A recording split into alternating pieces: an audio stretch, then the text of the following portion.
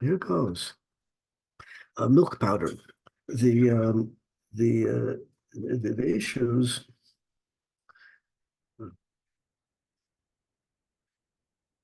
So incompetent with this thing. Okay, milk powder. The issue is as follows. As you know, there are many people who are makpid. There are many people who are strict to take only chalav Yisrael, only supervised milk. Now, this is a subject for another series of shiurim, which we could delve into next week or in the future if you wish to. But since the 17th century, the large majority of poskim have changed direction as far as unsupervised milk is concerned. It says in the Mishnah, and it says in the Gemara, and it says in all of the sources that, you're not allowed to drink unsupervised milk. That means a Jewish person who is Torah observant has to observe the milking of the cow or the goat or the sheep.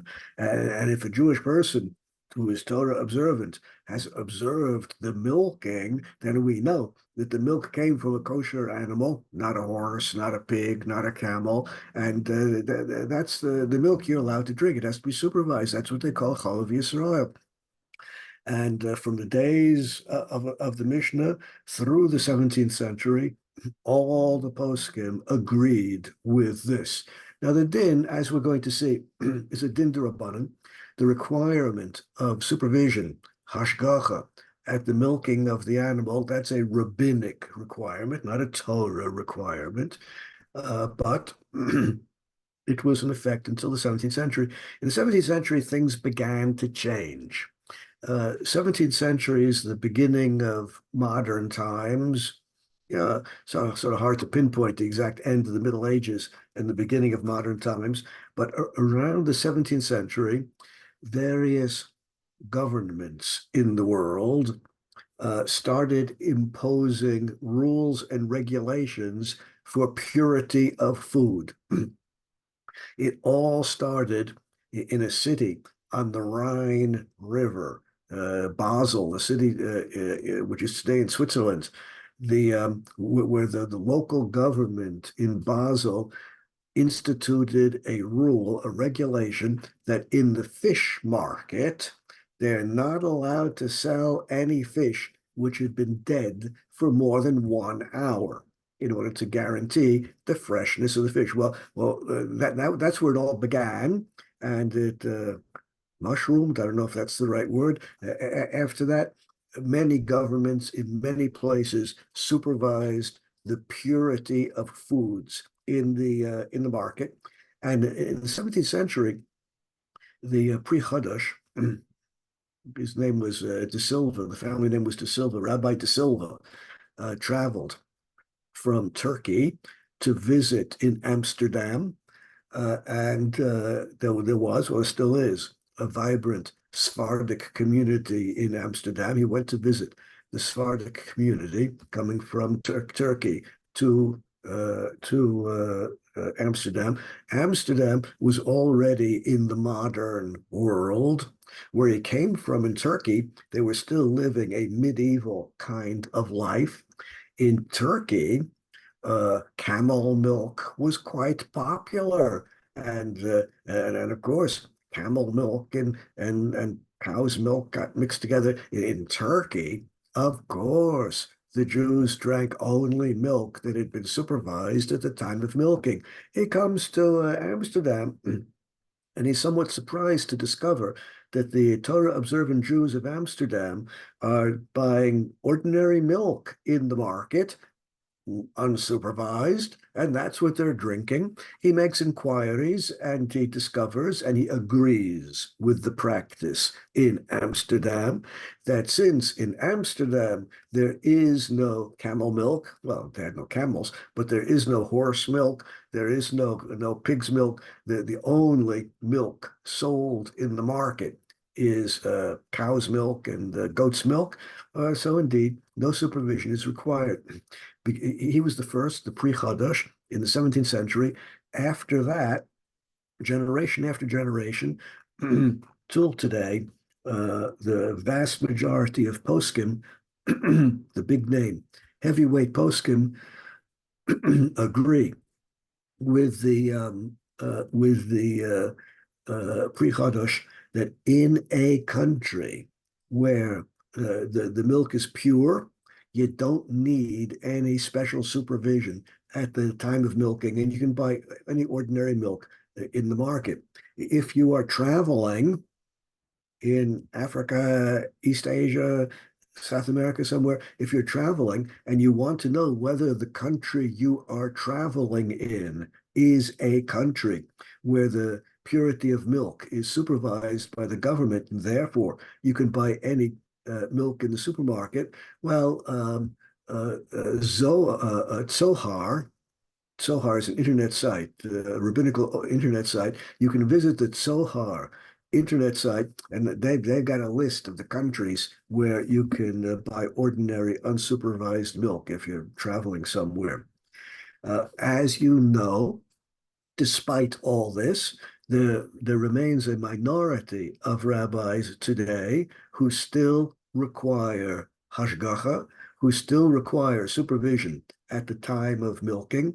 And now the question arises, do you also, those who require supervision at the time of milking, do they also require supervision for milk powder? Milk powder, after all, is a new thing.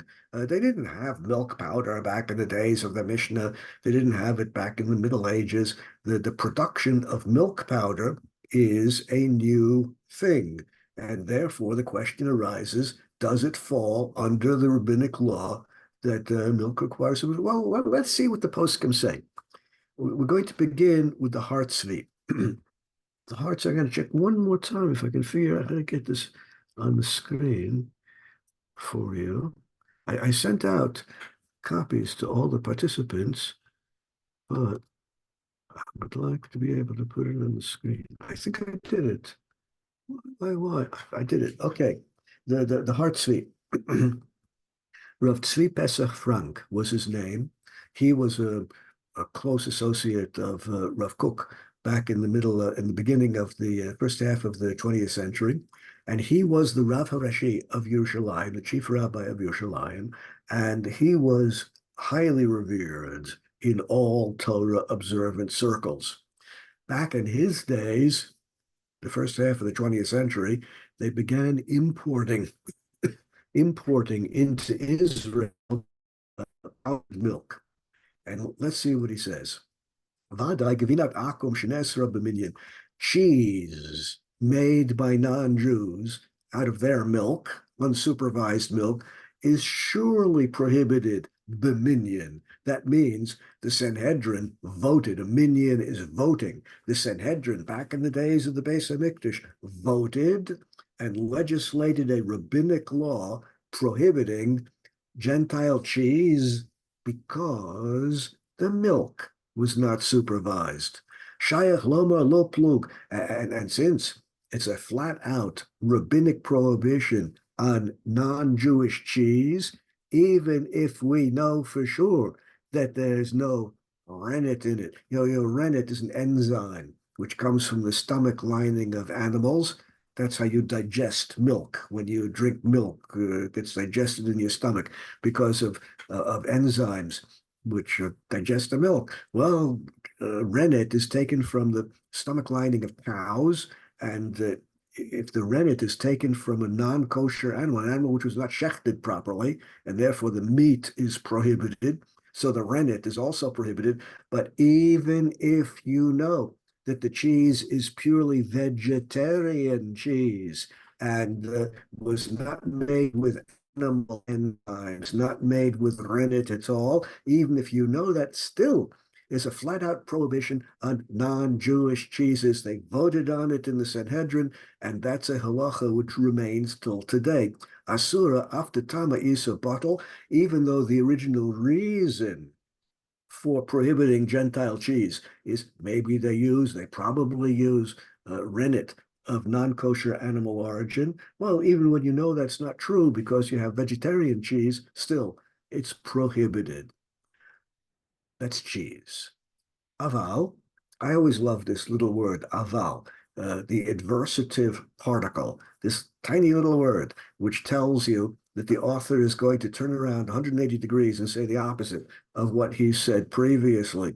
Aval, even though non-Jewish cheese is prohibited, even when the reason for the prohibition doesn't apply, nonetheless, avkat chalav, uh, milk powder. Lo hayta bichlal gezerah. Rabbis in the Sanhedrin never prohibited Gentile milk powder.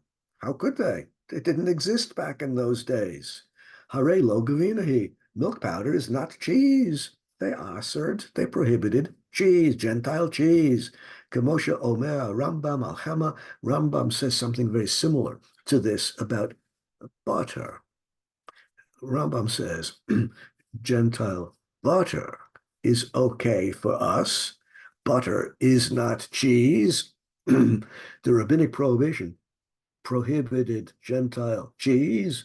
Butter is not cheese, and therefore you could buy ordinary butter in the market. And that's the Rambam in the 12th century, in the High Middle Ages, when of course, camel milk and horse milk and things were sold in the market. Of course, the Gentiles were drinking these things back in the days of Rambam, and therefore milk absolutely required hashgacha, supervision at the time of milking. But cheese, no, Chazal never insisted on supervision for cheese for butter. Butter, they never insisted on supervision.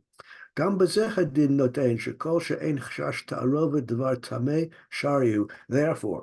if we are entirely confident that all the ingredients in the butter are okay, then we're allowed to eat the butter even though the milk was unsupervised. That's what the Rambam says. That's the opinion of most poskim. That's what the Shulchan Aruch says. Even even though we insist on, even though in those days all the poskim and nowadays some of the poskim insist on supervision at the milking, this does not cover butter. Afilu l'shitas hakesef Mishnah, even according to Reb Yosef Karo, the author of the Shulchan Aruch, who wrote the Kesef Mishnah that we're about to quote from, Kam chalav nes b'minyan kamo gavina, even though the Kesef Mishnah, Rabbi Yosef Karo, the author of the Shulchan Aruch, it's hard to get more authoritative than that, hard to get a more weighty opinion than that, even though he held that milk is an absolute rabbinic prohibition and therefore applies whether the underlying reason applies or not.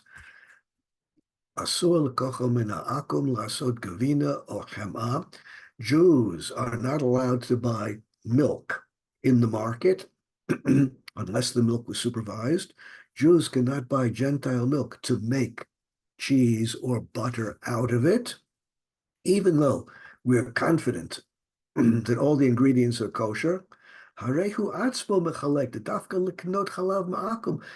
according to the strictest opinion of Rabbi Yosef Karo, the author of the Shulchan Aruch, the Gentile milk is prohibited for us to buy and make butter out of. Oh, but if the non-Jews made the butter, we're allowed to buy it. So even according to the strictest opinion, non-Jewish butter, if they made the butter, then we're allowed to eat it as long as we're confident that all the ingredients are kosher. We didn't have to actually watch the milking of the cow. The underlying reason for this is that you cannot make butter out of camel's milk. You cannot make butter out of horse milk.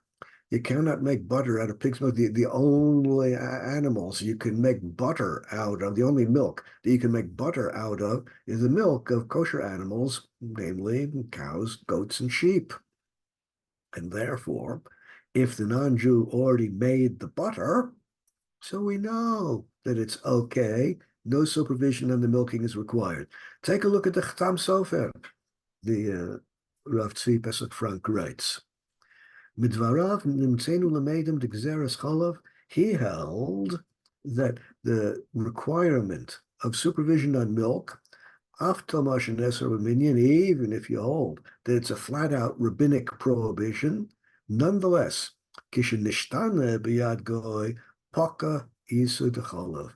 Even the Chassam Sofer, who held that in every circumstance, in every generation, in every time in the world, you always need supervision on the milking. He's one of the strictest poskim regarding milk. Even he agrees that if the non-Jews made butter out of the milk, then as long as we're confident that the ingredients are fine, all is well. The imasa mimena gavina, zoe gavina shnia, שגזרו עליו בדור מאוחר. Chazal never prohibited the butter. Now you're wondering, why are we talking about butter so much? Why does he focus so much on butter? The reason that he's focusing on butter is because the production of milk powder, the industrial production of milk powder, which is a modern thing, they didn't have it in earlier generations. The industrial production of milk powder is a byproduct of churning butter. Milk, we're accustomed to homogenized milk, but before the milk is homogenized, the milk fat floats to the top. You can skim off the cream. Milk fat is cream. Cream is milk fat. It's the same thing. The cream floats to the top of the milk, unless the milk is homogenized. You can skim off the cream. You can use it as cream, or you can churn it, and it will churn into butter. Take cream in your own home and churn it. Either use a fork, or you need a lot of energy and patience if you're using a fork. You use an electric mixer, and the cream will begin to foam and will begin to make whipped cream. Keep churning it, keep beating it, either with your fork if you have enough time and energy, or with the electric mixer. Keep beating the whipped cream, and it's going to turn into butter. And that, incidentally, is an irreversible process. And once it turned into butter, you can no longer use it as whipped cream. Imkain, therefore, Rav Pesach Frank writes, Yesh ladun ala matirim chema shel goyim mishum dekvar nishtana mecholav utzura acher. Butter is no longer milk. It doesn't fall under the original prohibition of the Sanhedrin. And since production of milk powder is a byproduct of the butter industry, you skim off the milk, you skim off the cream, take the cream aside, turn it into whipped cream, keep going, and it turns into butter. What are you going to do with the milk? You're left with a lot of skim milk. Well, there's a market for fresh skim milk, but it's not huge. Even after you sell all of the skim milk that you can sell, there's still going to be some skim milk left over. You just don't have a market for it.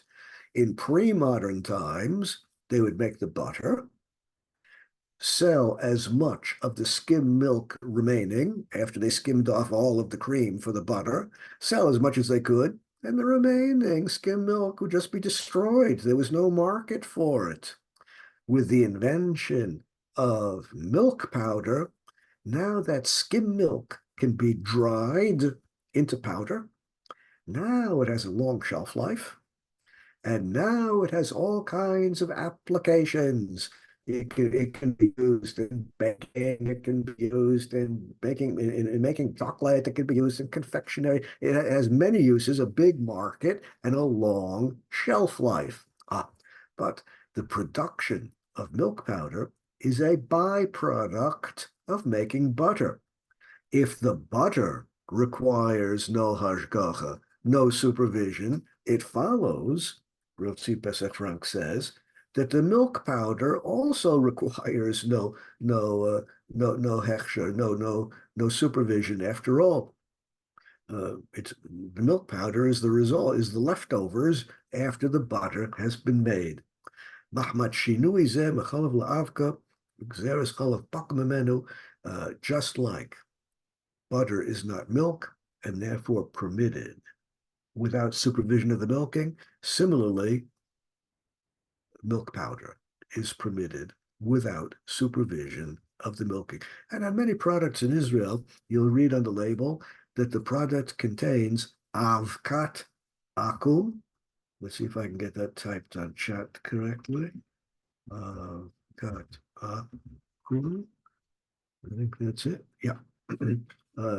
Avkat akum, milk powder made by non-Jews without any supervision.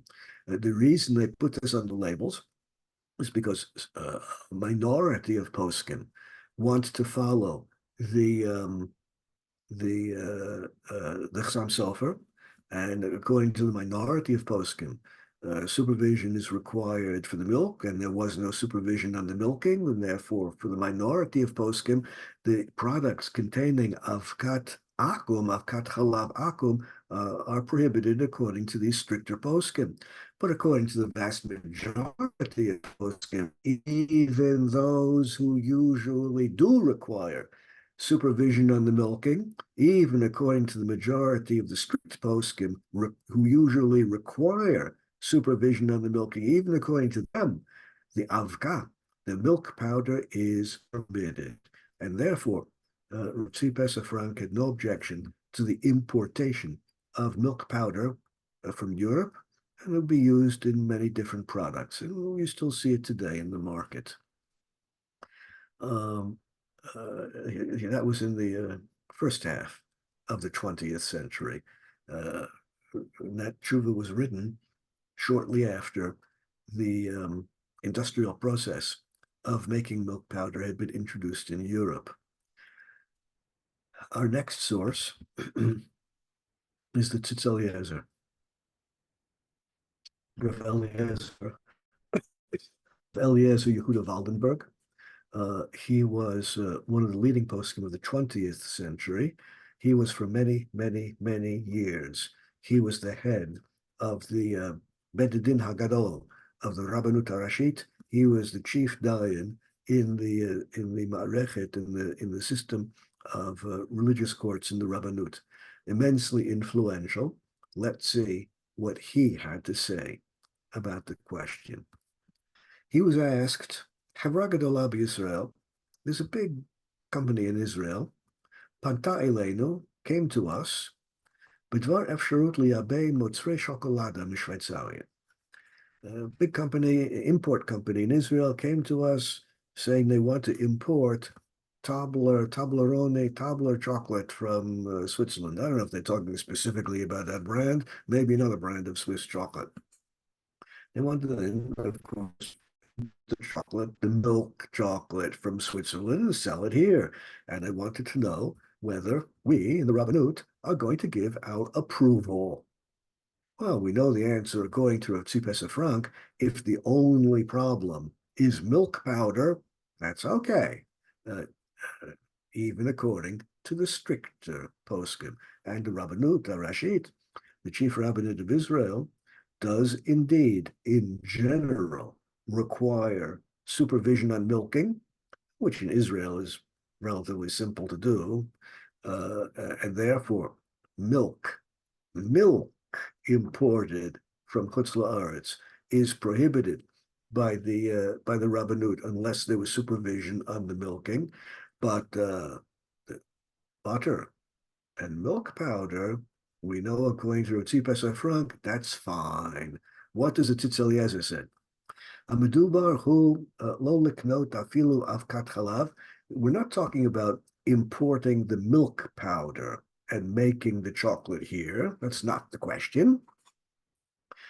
Ki al liknot motzri shokolada asher achat min motzrim miyotzrim shokolada hu gam kein avkat chalav miyotza b'chutz la'aretz. We're talking about chocolate which was manufactured in Chutz La'aretz, and includes their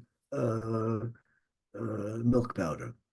מכיוון שכך, אם כן, bottom line, יש לומר, we have to say, זה לא כלול כבר בגזרת חז"ל על חלב. Even those who require supervision on milking, this is not milk. This is milk powder. Therefore, eineno darash b'minyan, there never was a rabbinic prohibition on milk powder, only on milk, which is unsupervised. The only thing you have to be sure of is that there are no prohibited ingredients in the chocolate.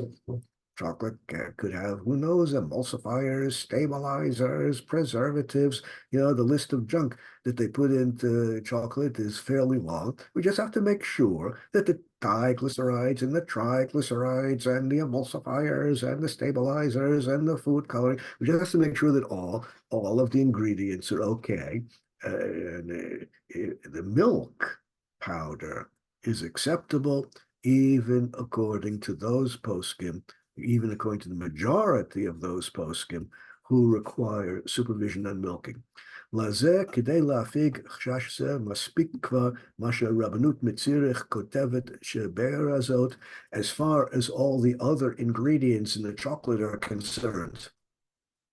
The emulsifiers, the stabilizers, all the chemical junk they put in, as far as all that's concerned, we can be quite satisfied that it's all kosher, because the rabbis in Zurich, in Switzerland, looked into all of the ingredients that go into the chocolate, and they certify the kashrus of all the ingredients. The only remaining problem is the milk in the milk chocolate. But it's not milk, it's milk powder, which we've established is okay. נוסף לזה, קיים בשוויצריה איסור חמור ביותר מטעם הממשלה.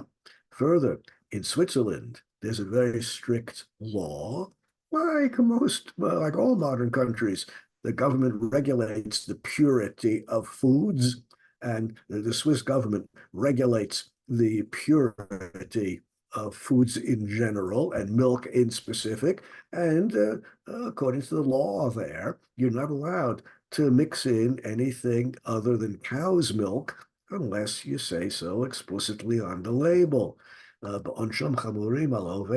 the government even imposes penalties, fines on people who violate. This is just an additional reason for leniency. The primary basis for leniency is, number one, that the rabbis in Zurich already certified all the other ingredients in the chocolate. The only remaining question is the milk powder, and milk powder is not milk and therefore requires no supervision at all. Furthermore, מעבדות משוכללות ביותר בודקות את הרכב, furthermore, laboratory analysis is performed on all of the milk. It used to be, not so long ago, that farmers sold their milk to the dairy. The dairy would then either pasteurize it and homogenize it and market it as milk, or the dairy would change it into butter or cheese, or the dairy would make milk powder out of it. It used to be, not so long ago, that the farmer was paid per liter. And the dairy had a price per liter that they would pay the farmers every day for milk production. Those days are long past. Now, the dairy performs a chemical analysis on all the milk that the farmer is providing, and the farmer gets paid not per liter, but the farmer gets paid according to the fat content, according to the protein content, according to the vitamin content. A thorough chemical analysis is made of the milk, and the farmer gets paid according to what is discovered in the chemical analysis. Fat content, protein content, mineral content, everything is very important. And since the dairy is going to pay the farmer according to the quality of the milk, not the taste, the herkavim, or everything that goes into the milk. So of course, the farmer now has a strong incentive to make sure that the cows are healthy and well fed so that they will produce milk with high protein content, with high fat content, and so forth and so on. Well, having laboratory analysis of the milk, that's one additional reason for leniency. Again, we're relying primarily on the fact that avkat halav, milk powder, requires no hashgacha, and that we have two additional reasons, which are by themselves not very strong as far as halacha is concerned, but there are additional reasons for leniency. Number one, the threat of being punished by the government if it's not pure cow's milk. Number two, the chemical analysis which is done, and the chemical analysis would reveal instantly that it's not cow's milk or goat's milk or sheep's milk. It's not from a kosher animal. Further, further, Zot Matzinu Lagon Rav Tzipasa Frank.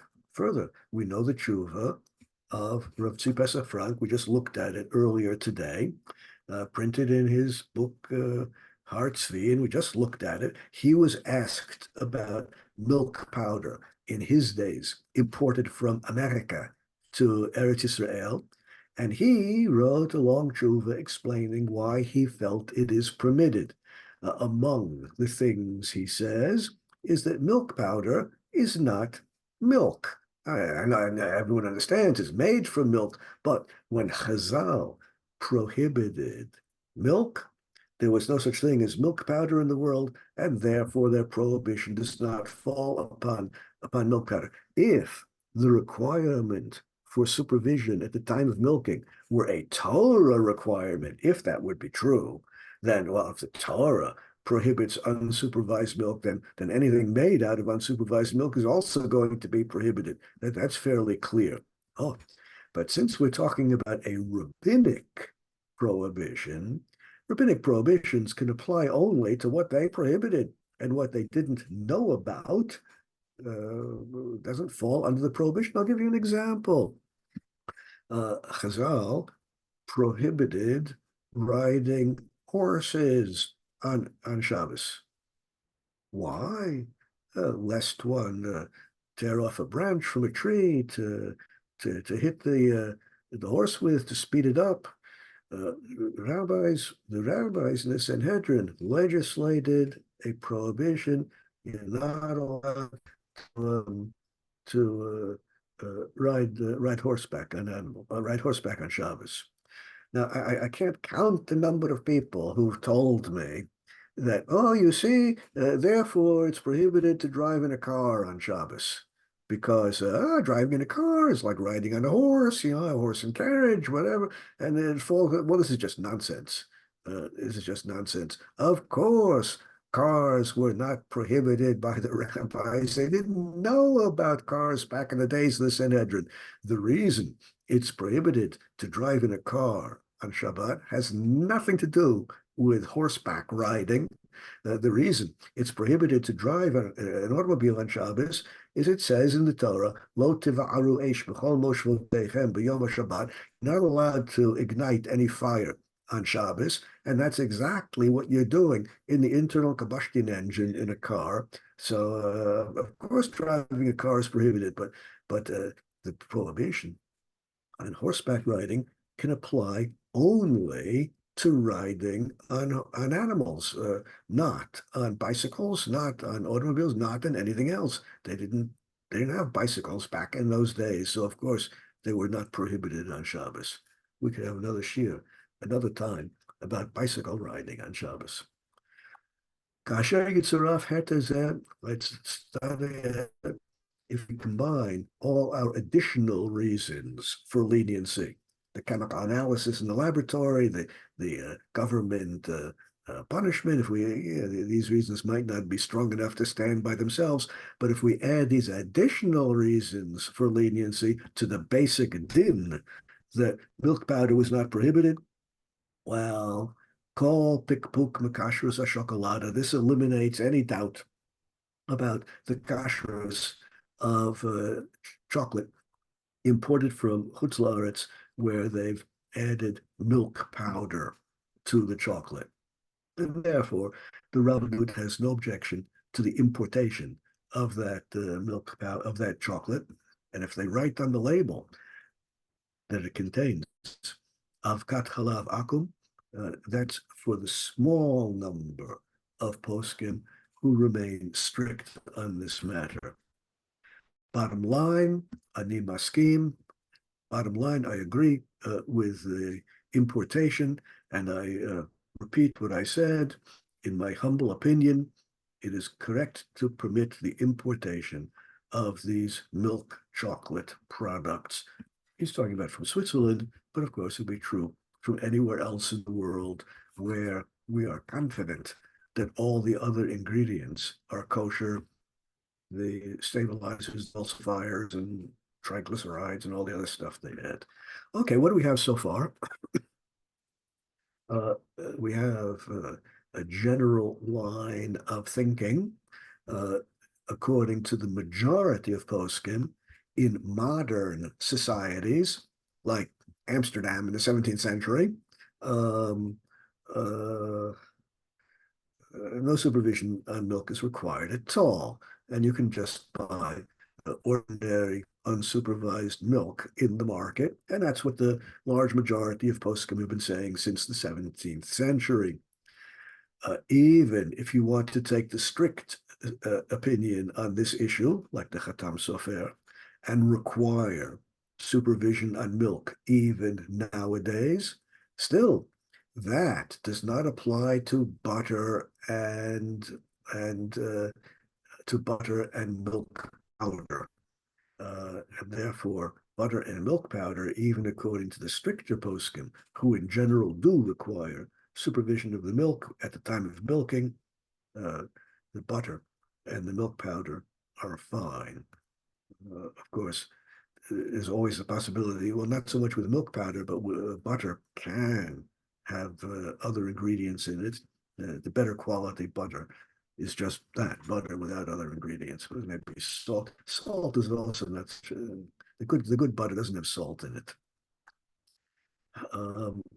Look at one final tshuva, that of the Helkat Yaakov, Rav Yaakov Breish.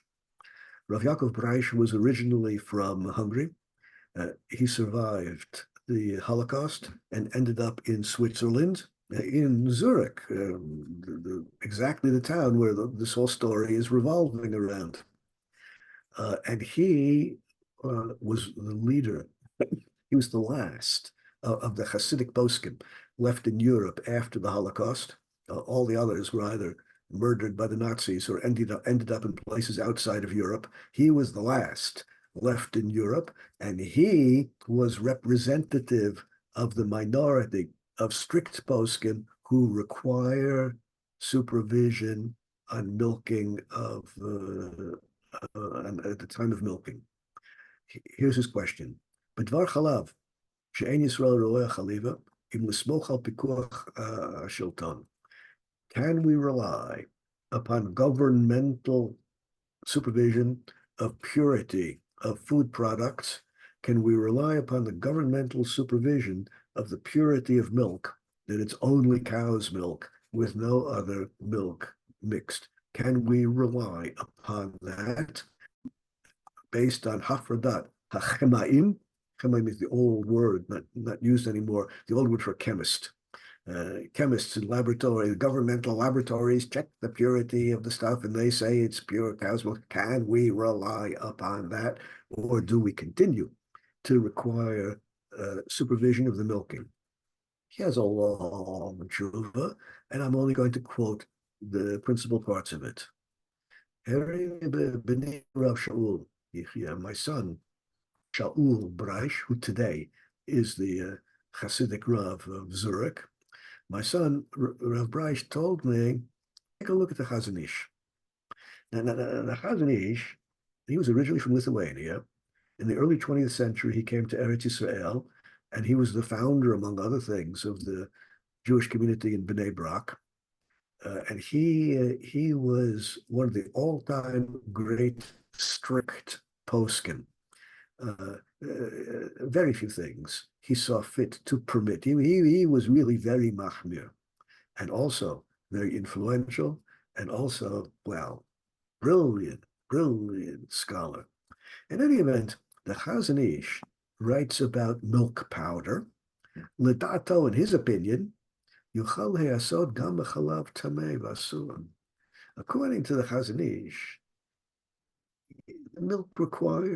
the milk used for milk powder requires no supervision. He's on the lenient side of the issue, like most poskim, just like the Rav Pesach Frank, whom we saw earlier today, and just like the Tzitz Eliezer, whom we just saw on the previous screen. The Chazon Ish is also on the lenient side, and he was the leader of the strict poskim in most matters. Afterwards, he wrote as follows: Omnam b'yesh pikuach hamemshala ala chalav shelo yaru chalav tamei. In a place where there is governmental supervision on the purity of milk, and a penalty will be applied to anyone who falsifies the milk, who adulterates the milk by adding anything to it besides cow's milk, since the government supervises the purity of the milk. It's just like what the Shulchan Aruch says. If we Jewish farmers did not always milk their own cows. In a large Jewish farm in Europe, there were too many cows for the Jewish owners to milk. The Jewish farmer would hire non-Jewish maidens, milk maidens, to do the milking.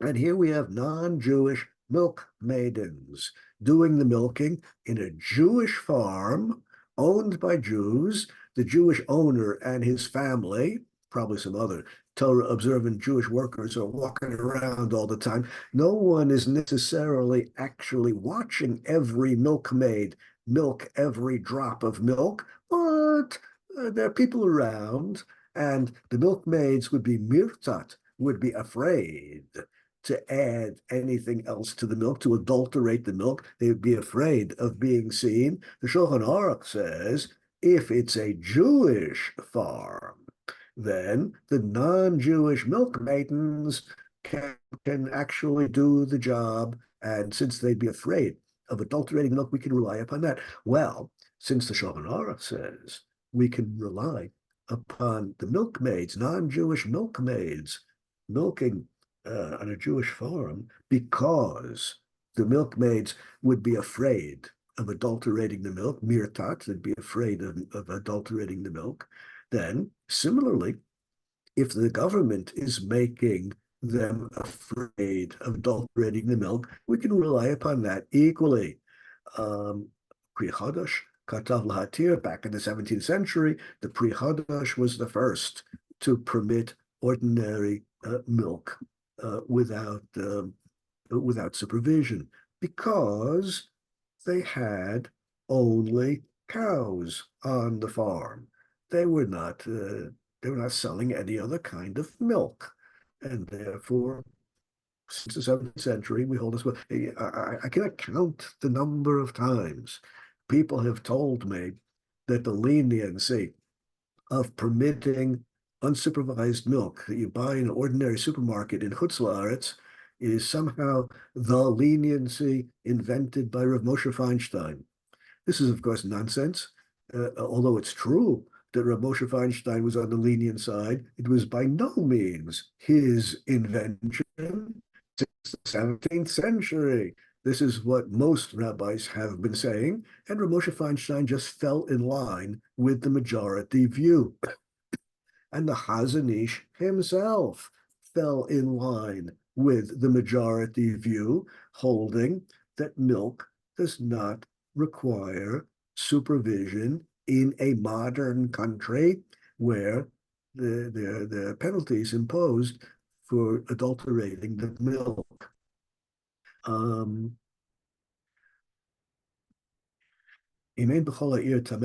If they're not selling camel's milk, if they're not selling pig's milk, uh, if they're not selling horse milk in your market, hadin notain, the resulting halacha is it's as though you are sitting yourself next to the milking and watching, the Pri Chodesh said, and therefore the Chazon Ish also agrees with the leniency.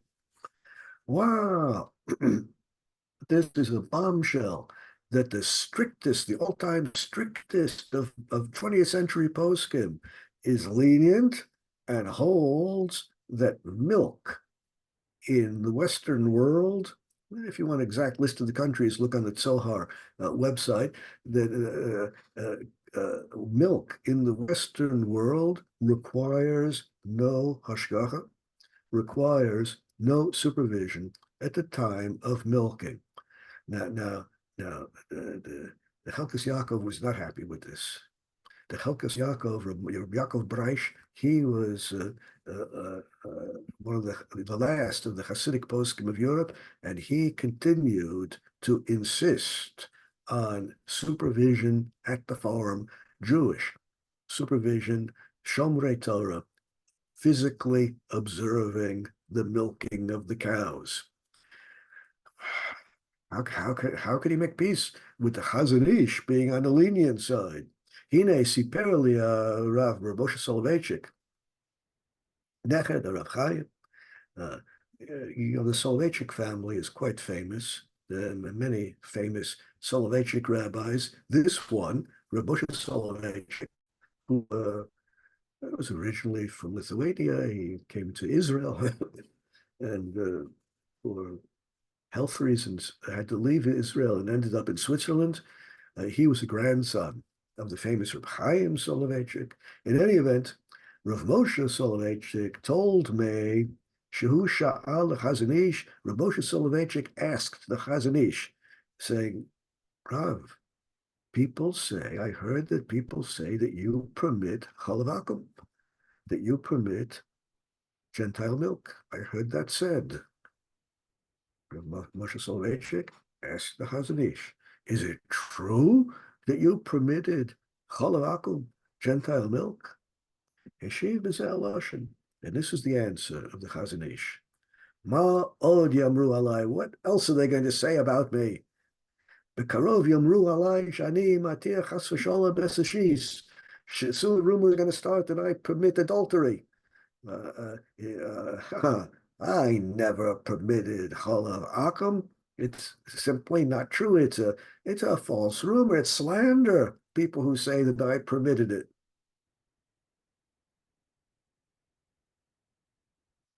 He says so in his published sefer. The sefer of the Chazon Ish, just quoted a few lines earlier, the sefer of the Chazon Ish, which he published himself. But Reb Moshe Soloveitchik could not make peace with this leniency. Asked the Chazon Ish, and the Chazon Ish said, "What other slander are they going to say about me? Today they claim that I permit chalav akum. Tomorrow they will claim that I permit adultery." Another very reliable witness told me regarding shemenet, smetana. If you're in the Eastern Slavic zone, smetana. If you're in the Western Slavic zone, a cream of akum, cream made by the non-Jews. Asur lo beferush. Chazon Ish told me, a witness came to me and told me, I asked the Chazon Ish, and the Chazon Ish told me not to use Gentile cream. Gam Ha'id Lefanai Od Ishnaman, another reliable witness, came to me and said, Chalav akum afla cotton ben chamesh shanim. Another reliable witness came to me and told me that he was told by the Chazon Ish, not only is is halacha prohibited. It's even prohibited for children, even under 5 years old. Kanireh, it must be, Rav Breish writes, what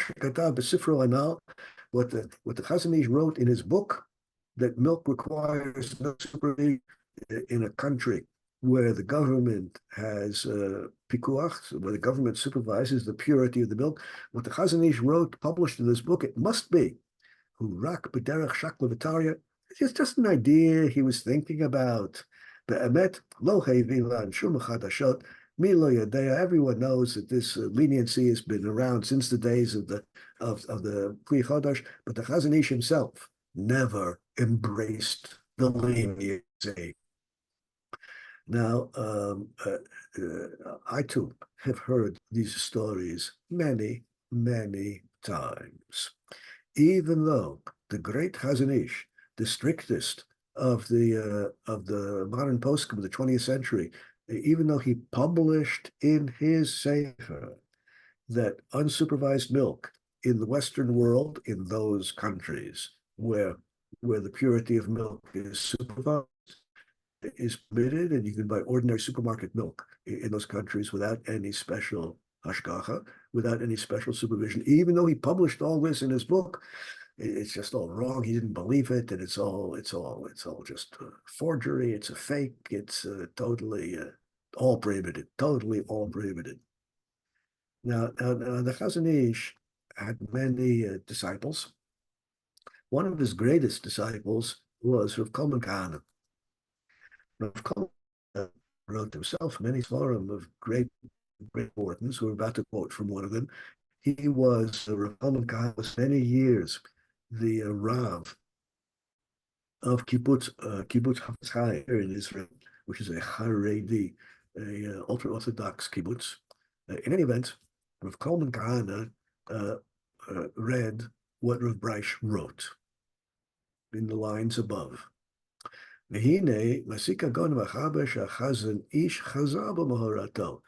Breish comes to the conclusion that the Chazon Ish, in fact, was not lenient, even though he said he was in his Sefer. This is, of course, on the question of Chol Vakum, the Lohi. But Rav Breish is simply wrong. Think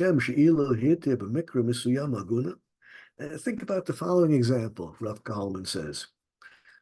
If there's a problem of an aguna, and back in the days of the Chazon Ish, there were many agunot, married women who were married before the Holocaust, their husbands are lost, probably murdered by the Nazis, but there's no proof that the husband was murdered by the Nazis. Maybe he's still alive somewhere.